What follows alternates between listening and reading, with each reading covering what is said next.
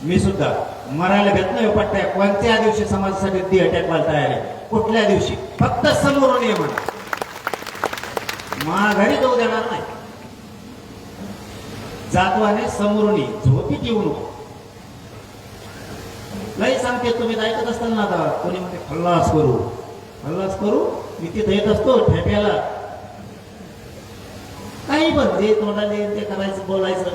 आमच्या काही एवढे सोपे काही एवढे कच्चे का काय का.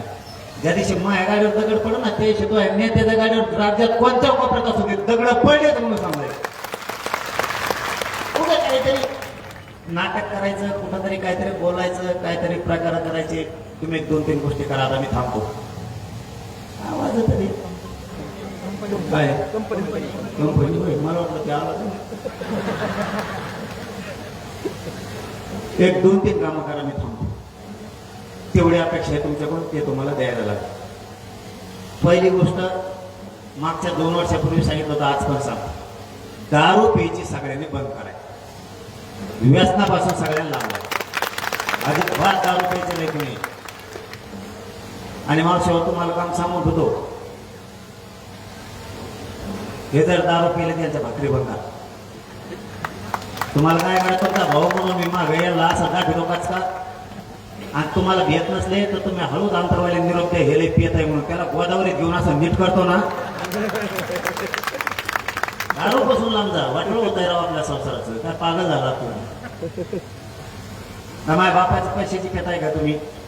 राब रात्र दिवस राबता दारू पेलं ना, कुटुंब टेन्शन मध्ये, पाहुण्याला वेळे सगळे आपल्याला नाव ठेवतात, आपले मित्र पण आपल्यापासून लांब जायला लागले. त्यामुळे दारू बंद करा. इथं कोणी पेताय वर हात करा बघ.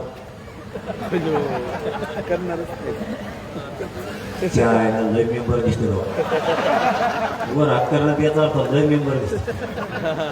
राहायला येतो मग मी इथं कोण कोण पेतोय बघतच तुमच्या. दारू प्यायचा आता बंद करून तुम्ही पेतात काय वर हात करता म्हणून सोडून द्या. लय आपल्या पूर्वजांनी कष्टातून आपल्याला राबून मोठं केलेलं आहे. आपल्या आईने आपल्या बापाने आपल्यासाठी पायात चप्पल नाही घातलेली. आपल्या आज्याने आपल्या आजीनं डोक्याला तेल नाही लावलं पण आपल्याला मोठे केले. त्याचा विसर पडून देऊ नका. जरा शाने व्हा.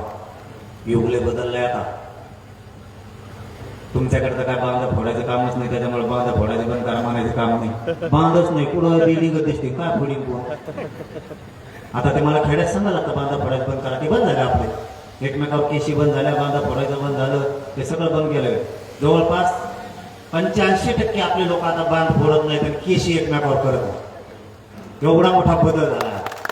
त्यामुळे तुम्हाला ते एक काम सांगायचं, दादा दारू सोडा बांधा फोडायचं बंद करायचं. बांधच नाही, बांध फोडायचं कुठून सांगा. आणि तिसरी गोष्ट, तुम्ही एक जीवाना.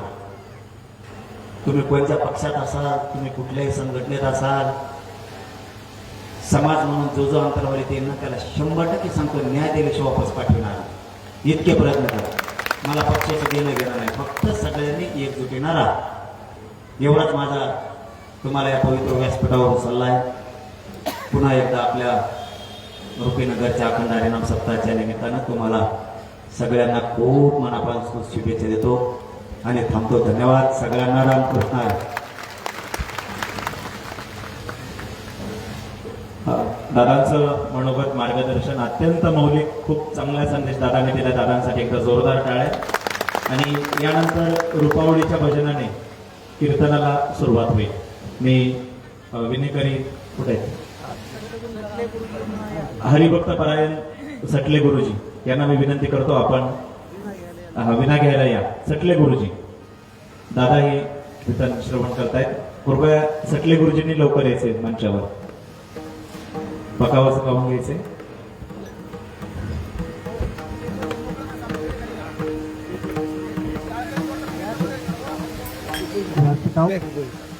व्यासपीठावरती फक्त टाळकरी मंडळी थांबा. बाकी कार्यकर्ते कृपया आपण समोर स्थानापन्न व्हायचे. डाव्या साईडला उभा असणारे आपणही मंडपामध्ये स्थानापन्न व्हा. गुरुजी जरा माईक धरा.